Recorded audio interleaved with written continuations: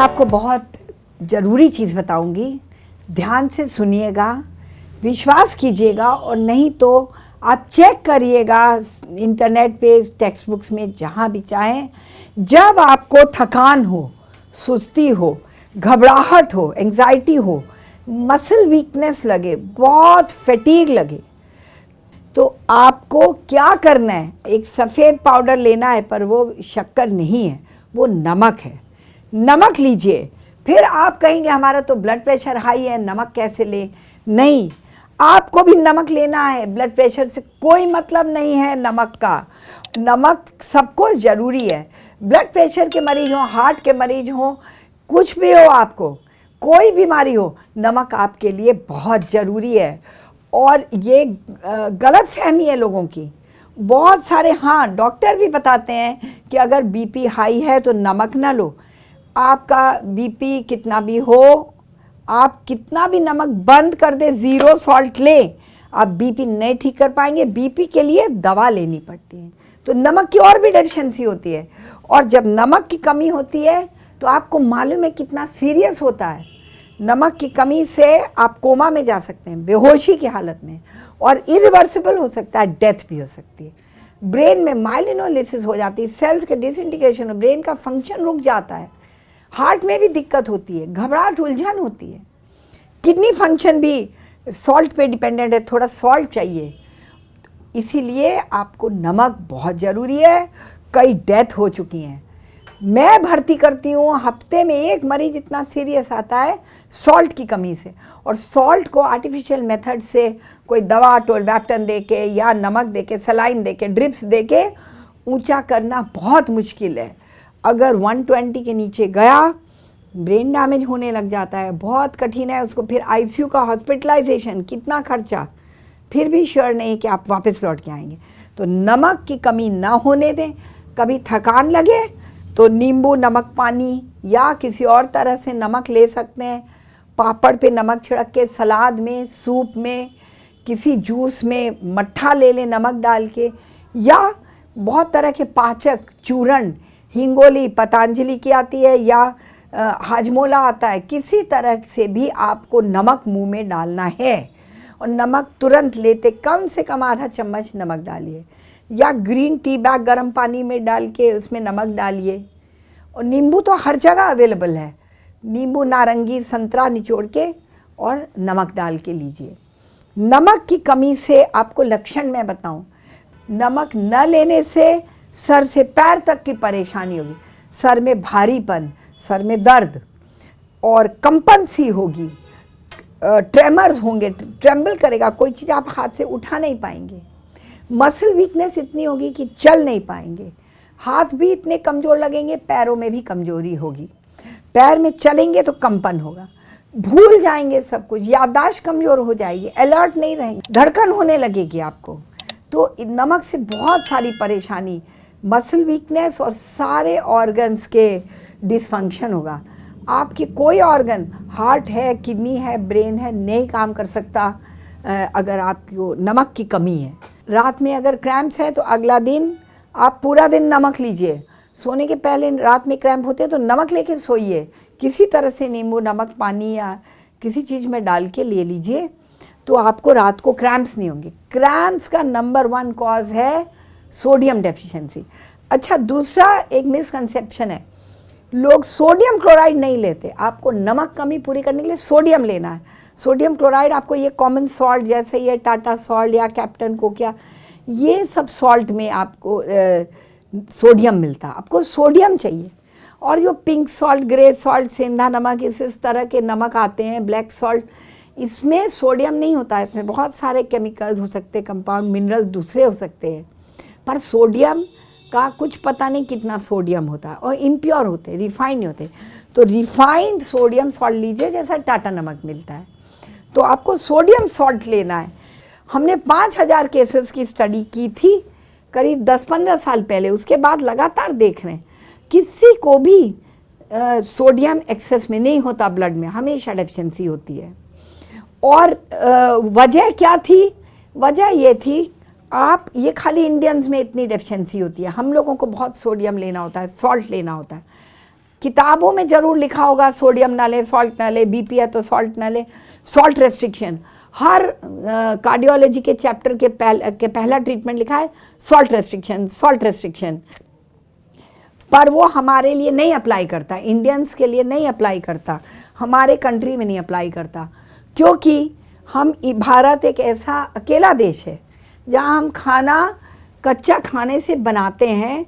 दिन में 3 बार 4 बार बनाएंगे, चाहे आप जितना अमीर हैं, जितना क्वालिफाइड है, मैं चाहे जितने बड़े डॉक्टर हूँ, चाहे जितना हम पैसा हो हमारे पास, लेकिन हमें सुबह दोपहर शाम रात खाना पका हुआ ही खाना पड़ेगा, जो पकाया जाए कच्चे खाने से। सब्जियां हम एकदम रॉ बनाते हैं, छीलते हैं, काटते हैं और बिल्कुल फ्रेश बनाते हैं।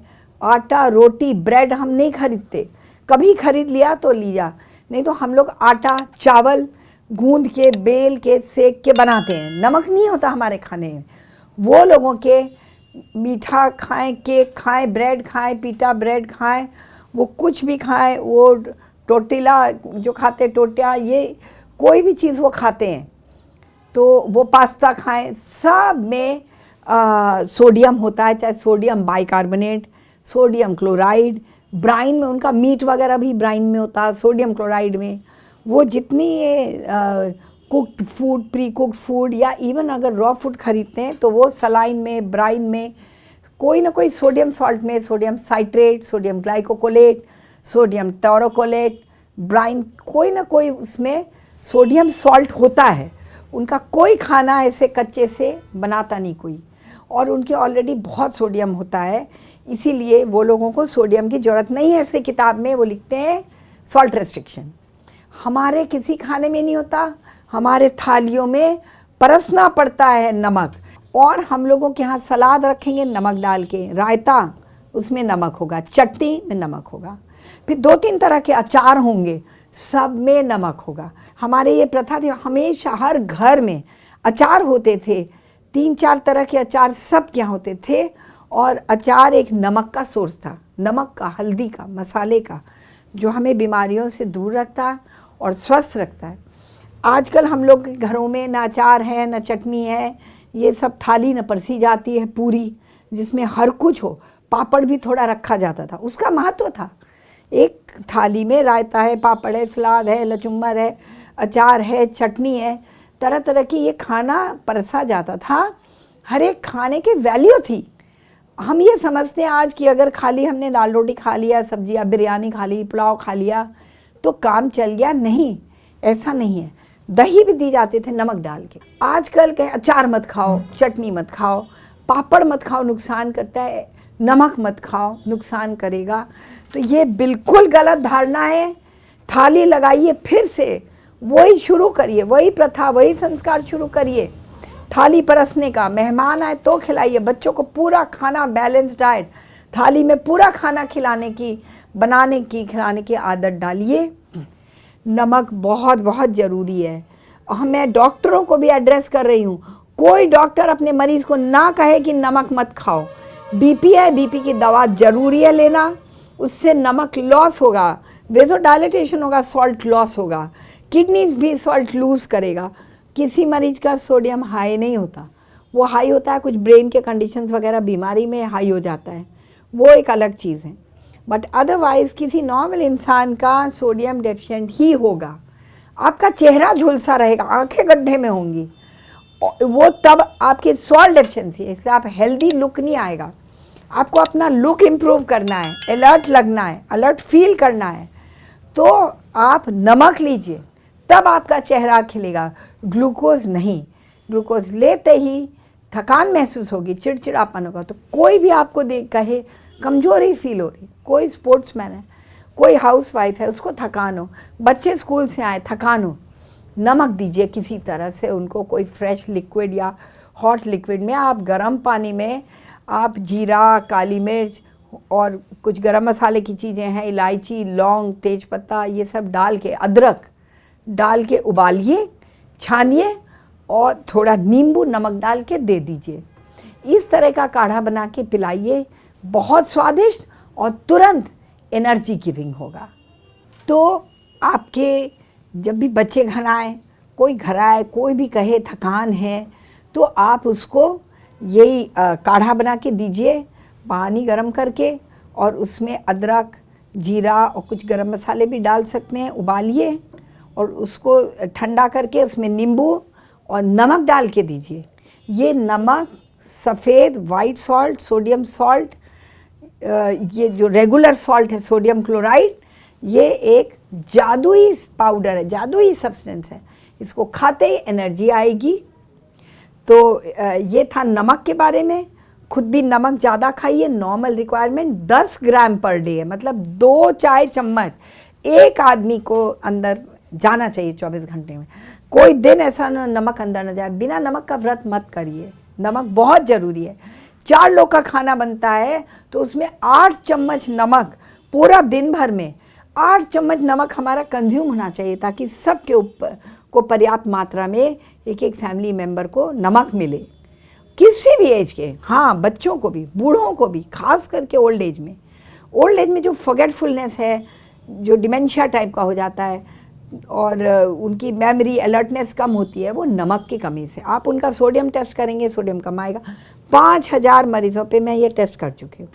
और कोई आपको डाउट हो, कन्फ्यूजन हो, तो आप ज़रूर मुझे बताइए। नमक लेना ना भूलें, सबको बताइए नमक बहुत ज़रूरी है, एक चमत्कारी सफ़ेद सब्सटेंस है। धन्यवाद।